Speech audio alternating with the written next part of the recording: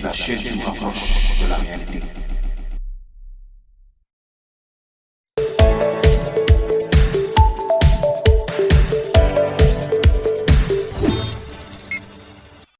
mbokki Sénégal Actu TV dal leen a jàmm bismillah ñu jukki leen ay xibaar yi nga xamante ni moom moo ruusee ci coowal passeport diplomatique yii boobu scandale nag nekkatul li nga xamante ni ump na kenn ci ñuy yeewoo ci mim réew ndax coowal passeport diplomatique yooyu moo waraloon buur daal di teg loxo ki nga xamante ni moom mooy Simon ak ki nga xamante ni moom mooy Kilifeu bokk ci mouvement Y'en a marre ginnaaw bi tamit ci la ñu teggi maaraanu kiiraayu député yi nga xamante ni moom mooy Boubacar Biaye ak Mamadou Sall l'enquête bi mi ngi wéy ba tey boobu l'enquête sax ci la ñuy des ndax moo ñu xamale li nga xamante ni moom mooy ñi nga xamante ni daal di dañ si laale taq ci rëpp ci biir ñooñu nag jàpp nañu ki nga xamante ni moom mooy cerveau bi ñu ngi koy woowee Limamoulaye Seck moom moomulee di Limamoulaye Seck ba ko takk der yi tegee loxo daal di nay laaj ak tontu daal di dox seen diggante ak ñoom moom nag mu daal di ñuy xamal lu nu mel daal di na ci bokk ba mu jàkkaarloog enquêteurs yi daal di leen xamal ni moom kat amoon na lu toll ci 6 clients bu nekk daal di leen lay encaissé lu toll ci 3 jàpp 4 millions. ci loolu ci la ñuy xamal tamit naan ñu ba liggéey bi bëree ci loxoom daal di nay recruter ki nga xamante ni moom mooy Amadou Kébé jamono jii nga xamante ni ñi ngi wax moom mi ngi daw na ca France bu ngeen fàttali ko Amadou Kébé moom la fi journal Libération jamono jële cité woon turam ba waa ministère jug taxaw di weddi ni ñoom kat amuñu agent bi nga xamante ni tudd na Amadou Kébé waaye nag loolu ñu jàpp ni weddi ko dafay daal di yomb lool ndax kat moom mii di Limamoulaye Seck daal di nañu xamal ni ginnaaw Amadou Kébé moom moo tax mu am passeport diplomatique bi nga xamante ni numéro mi ngi nekk 20 PD 01 901 waaye ndax Limamoulaye Seck ci lay yem ci ay révélation déedéet Limamoulaye Seck daal di nañu xamal ni moom kat ndaxte lu wolof di wax naan fecc liir bu neexee ndeyjee jàpp ci mbagg ya moom nag ki nga xamante ni moom mooy adjudant chef di Ousseynou Ba nekkoon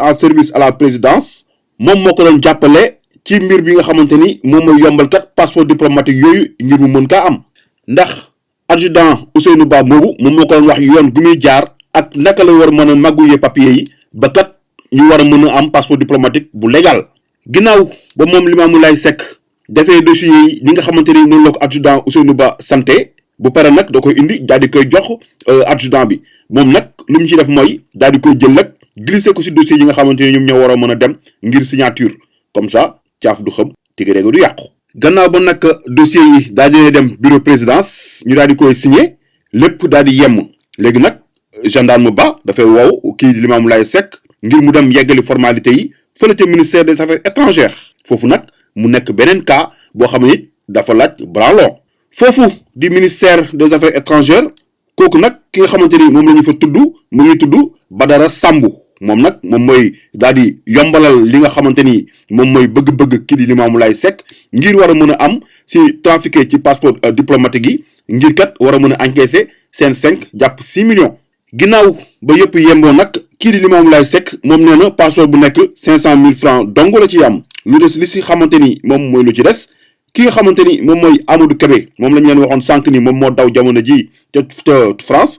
moom mooy séddoo lu des ak ki nga xamante ni moom mooy adjudant Ousseynou Ba te nekk fële ca présidence waaye ba tey Limamoulaye Seck si jàkkaarloom ak takk der yi daal dinañuy xamal kat am na keneen koo xamante ni doon liggéey ak moom fële ca ministère des affaires étrangères moom tamit benn gendarme la ñu ngi koy woowee Assane Ndiond nekk ca service bureau des passeports diplomatiques ministère des affaires étrangères mu teg si di ñu xamal kat naan ñu gendarme Assane Ndiond boobu moom moo doon yombal mbir yi ñu war ko mën a enrôler ngir rek nga xamante ni pare na pour boromam daal di koy ñëw mën a retirer passeport diplomatique am bu ngeen fàttali ko ñu ngi naa leen am na ñaari gendarme yi nga xamante ni daal dinañ leen teg loxo ñaar ñooñu nag du ñenn kurul adjudant Ousseynou Ba nekk fële ca présidence ak ki nga xamante ni moom mooy gendarme Ndiond nekk fële ca bureau passeport ministère des affaires étrangères. ba tey enquête bi di wëy secret yi di gën di génn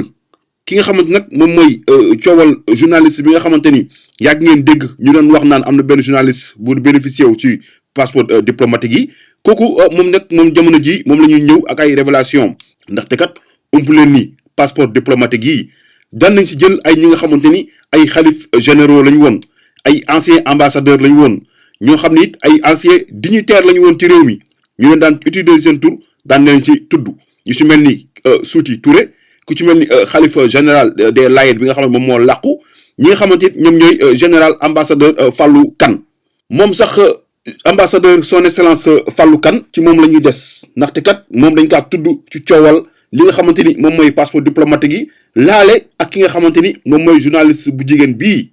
moom moomulee di journaliste bi du kenn ku dul Louise Tina Adama Sagna nekk présentatrice fële sa groupe Excaf moom nag ba mu jàkkaarloog takk der yi ñu ne ko waaw yow soxna si ba nga demee keroog présidence di fa jël enveloppe bi nga xamante ne mi ngi toll ci 6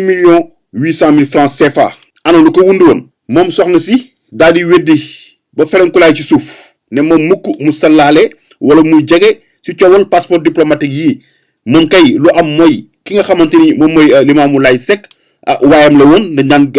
daan bëggante moom kat moo ko yabale woon fële ca présidence ngir mu dem récupérer ko xaalis boobu waaye sax lu ci gën a doy waar mooy xaalis boobu bañ koy signé dañu ko rek daal di décharger ci turu Fallou Kane moom mi nga xamante ni ancien ambassadeur la woon fële ca États-Unis waaye nag ba tey kii di journaliste bi nga xamante ni moom mooy Tina moom ba ñu ko laajee kat nee na xaalis googu keroog ba mu ko récupérer xawul sax nu mu mel noonu la ko jëlee daal di koy jox ki nga xamante ni moom mooy Seydina Issa Laye Seck wuuteeg lool kii di wax ak yéen ci ndigalu Limamou Laye Seck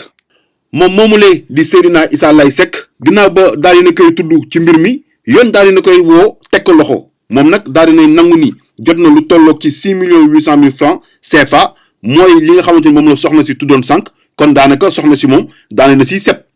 léegi nag mu des xool ndax li nga xamante ni moom la journaliste bii di Louise Tina Adama Sagna wax ndax dëgg la am déet yoon daal di leen boole moom ak Limamou Laye Seck daal di leen ñu ñaan confrontation directe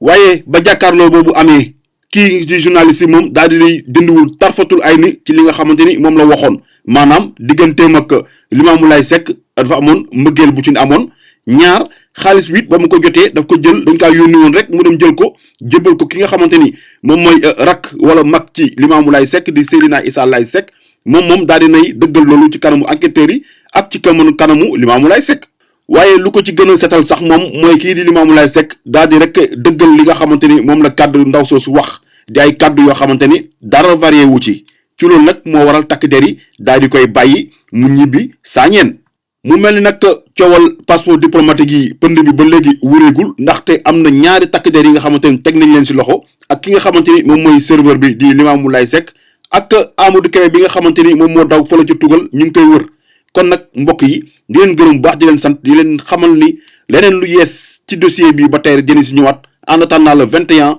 nga xamante ni ci la ñuy déglu ñi nga xamante ni ñoom ñooy ñaari député yi nga xamante ni dañ leen see tudd ak Condé bu ci kaso ba jërë ngeen jëf di leen ñaan ngeen wéy di abonné ci seen chaîne SenegalActu TV ngir prochaine vidéo yu am solo yi nga xamante ne day ñëw lépp rek jëm ci leeral dara du leen ci ëmp jërë ngeen jëf.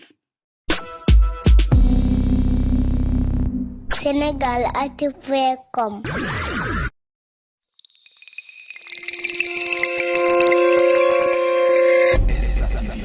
La chaîne qui vous rapproche de la réalité.